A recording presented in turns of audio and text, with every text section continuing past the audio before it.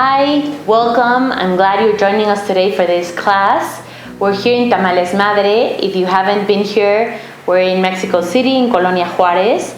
It's a project that's been here for a year. Here in Tamales Madre, we basically celebrate tamales. We cook different varieties of tamales every day.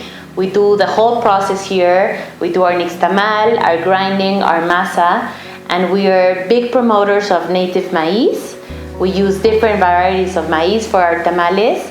Right now we have, in this small space, we have maize from Oaxaca, from state of Mexico, from Tlaxcala, from Michoacan, and we're bringing now maize from Yucatan as well. So it's basically an effort to promote these different varieties of maize that are disappearing because basically what we consume, it's either white or yellow maize.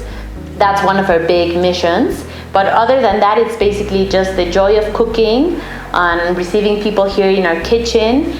And if you come, you're gonna get to see the whole process and taste some very beautiful tamales. But today, we're gonna cook one tamal that's one of the most popular tamales in our menu. And it's the tamal with mole and plátano macho, which is mole and plantain. So for this tamal, what you're gonna need is you're gonna need plantain, you're gonna need maize flour or harina de maíz. You're gonna need mole that you can have either in paste or you can do your own mole if you want. And you can have, here in Tamales Madre, we use two different types of mole, but you can only use one, that's as you wish. You need plantain leaves, oil that you can use either avocado oil or canola oil or corn oil, whatever you can get, salt, baking powder, and our secret ingredient, which is the infusion of green tomato husks, which is basically something that's been used for years here in Mexico, and it's a natural baking powder. So once you get all your ingredients ready, we'll start cooking. Okay, so now we're gonna start with the cooking. First, we're gonna start with the plantains. So the secret to plantain is the more ripe the plantain, the sweeter taste you'll get. So try to either buy them as this, so very black, or just keep them at home until they're ready. Then we're gonna cut them 2 inches long pieces, basically in three parts. Once you have your plantain ready, we're gonna put them in boiling water. The water has to be boiling for sure, because if not, the plantain will absorb a lot of water. And this we'll leave the plantains for about 10 minutes.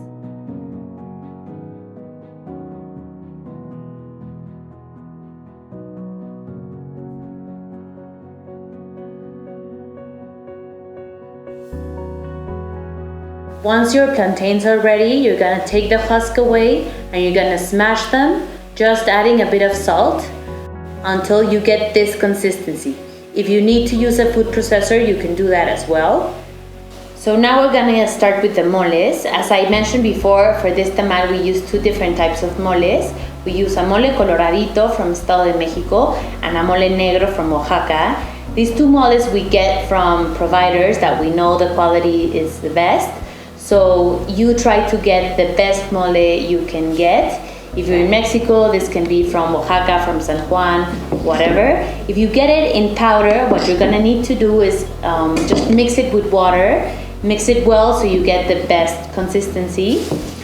We use water and not, you can use also vegetable broth, or if you don't want it vegan, you can do chicken broth as well to get a bit more flavor in your mole.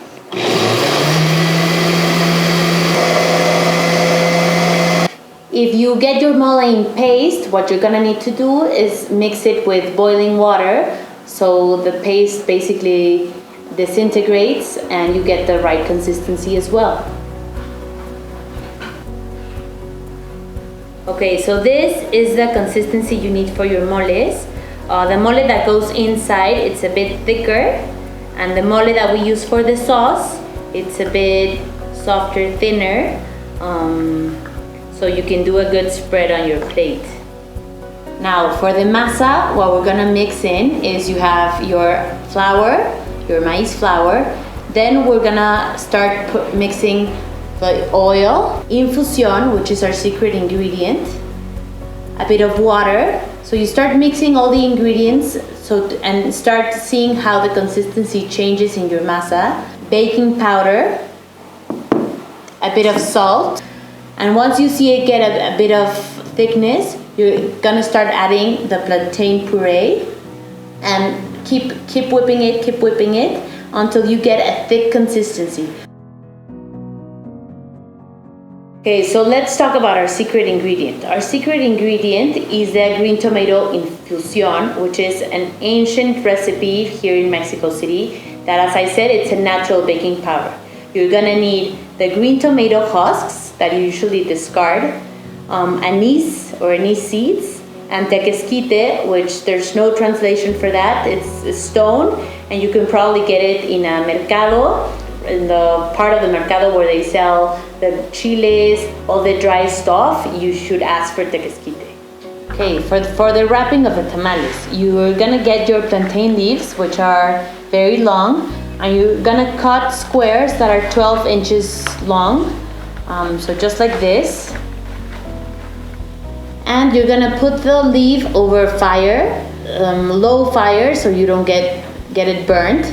But you're gonna watch how the leaf changes its color, and this is gonna get your leaf to be more flexible and for you to be able to wrap the tamales.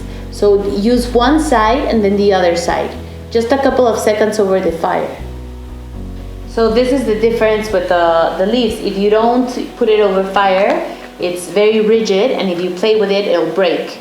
And this is the leaf that we just put over fire, that it becomes very malleable, and now we can use it for the wrapping of our tamales.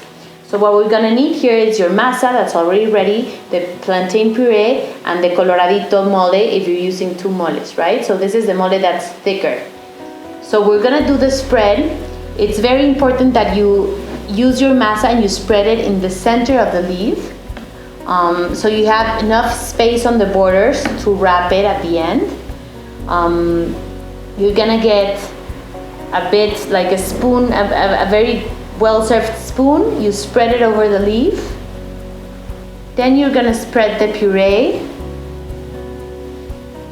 Be generous with the puree because that's what you're gonna get as inside as your surprise. And also the mole. So also be generous with the mole because, as you know, tamales get cooked in steam. So steam will get some of the sauce and the liquid away of your tamal. Fold the leaf on top until you get like a little crescent, and then you press the borders of your tamal so you don't get masa outside, and then you fold it on the back, and you'll get a perfect square. So to cook your tamales, you need steamer. You just put enough water in your pot. What you want to do is you want to put the tamales in a way that they're not piled up, so the steam can flow evenly around the pot and they can all cook well. We here in Tamales Madre, we always serve tamales with a sauce. So you want to get your mole negro in your plate, and we're gonna do like a nice spread in the center. Do a bit of a circle there. You know when the tamal is ready when you can easily get the leaf out and it doesn't get like sticky like the leaf and the masa, and then you're gonna carefully place it over the sauce, and you can do like a bit of garnish here so you get a bit of color, and then there's your tamal with mole and plátano macho.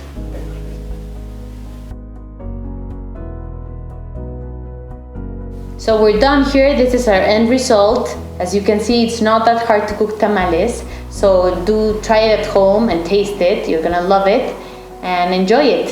Thanks a lot. Buen provecho, que lo disfruten.